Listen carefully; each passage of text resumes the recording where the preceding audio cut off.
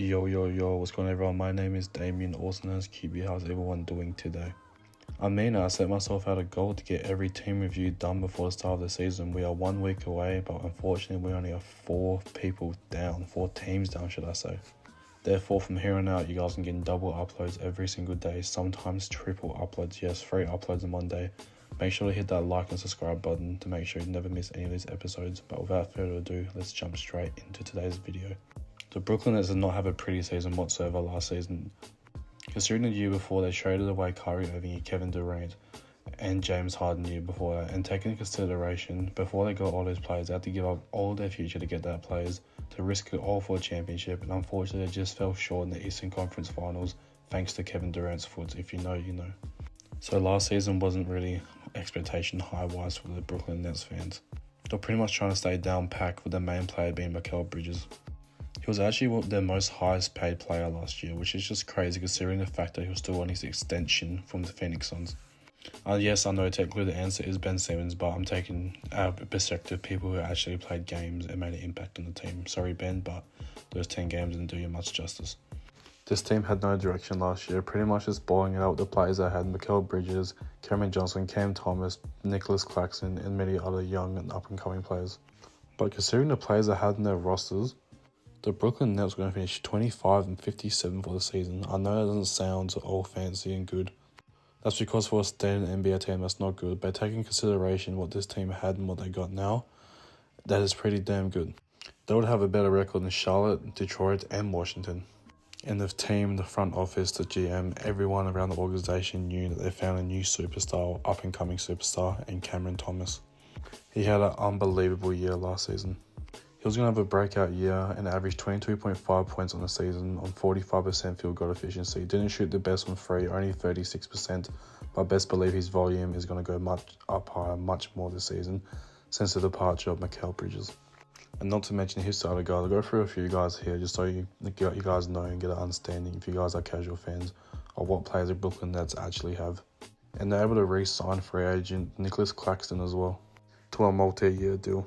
He is a very unappreciated and underrated defender. He finished top 10 in the league in blocks last season. But obviously Mans was injured for a big part of the season as well. But I don't have no doubt in him that those numbers stay the same regardless of how much games he plays. I don't know what Jordi Fernandez is going to do with the whole point guard situation, because obviously Cameron Thomas is going to play the 2.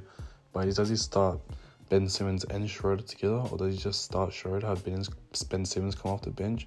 Or do they do an old switcheroo? Who knows what he's got up his sleeve? And you can never really take preseason into consideration for alignment changes, because the way I see preseason, the way that a lot of fans and teams see preseason, it's a way to experiment before the season gets underway. Pretty much just checking out these things that they'll double question themselves. Obviously, they already got their lineup already down in the book, all the plays and that. I guess it's just for trying new stuff and giving their two-way guys and the rookies a good run, just to make sure they have a fair amount of, welcome to the NBA before you get to the regular season. But the Brooklyn Nets basketball, according to stat-wise, did not look really pretty whatsoever. They're going to finish bottom half in every single major category. Yes, anything you can think of, they finished bottom half of the league, which was expected for a young up-and-coming team. I wouldn't even really say up-and-coming, pretty much just a young team that's going to have a lot of learning experiences together. It's hard to call last season a successful season, an unsuccessful season. Let's just call it a meh. But the Brooklyn Nets were about to come in absolute clutch. If you're a Brooklyn Nets fan or you're just around Brooklyn, the Brooklyn Nets in general, you guys know that they don't own much of the future draft picks.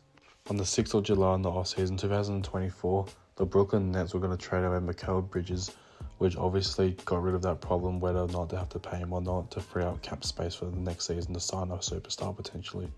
They are going to send him to the New York Knicks for Shake Milton, Bojan Bogdanovic, and they're going to receive 4 unprotected first-round picks and a pick in next year's 2025 NBA draft, which obviously contains the boy Cooper Flag.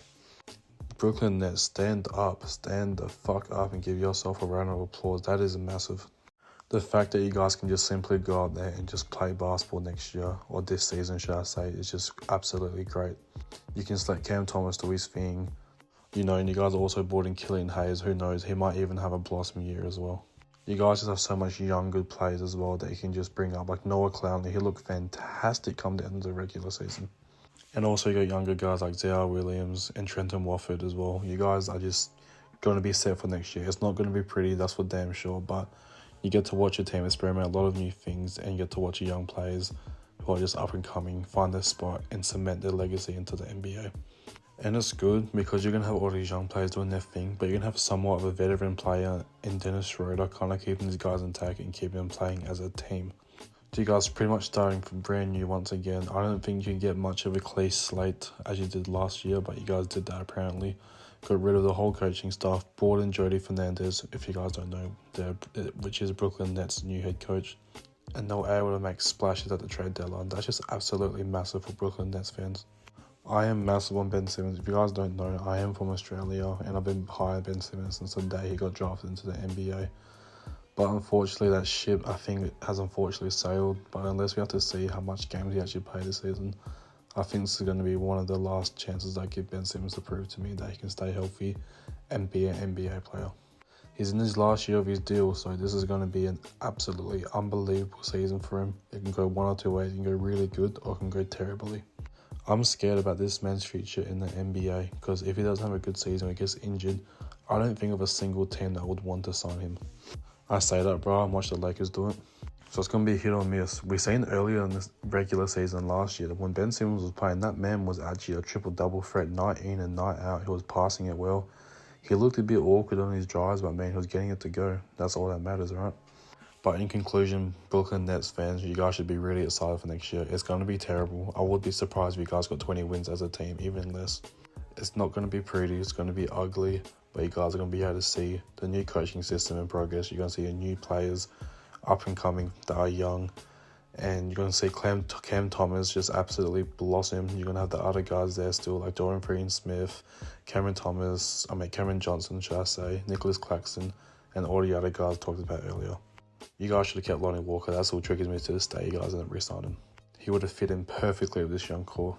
But my prediction for next season is you guys are probably going to finish second or third last in the Eastern Conference. I ain't gonna lie to you. But head up, you guys. If I'm a Nets fan, I'm saying lose those games. Go out there and win 10 games so we have the best chance at getting Cooper Flag. I mean, shit, he's no Wemby, but we have to see what his skill set is like. I didn't even know that much of him. I've seen the scrimmages with Team USA, that's about it. But Brooklyn Nets fans, get in the comments down below. How do you guys feel about going into the season next year? Or shall I say this year? It's actually a week away. Let's get it. This has been your boy QB. Thank you so much for all the love and support, and I'll see y'all in the next one. Peace.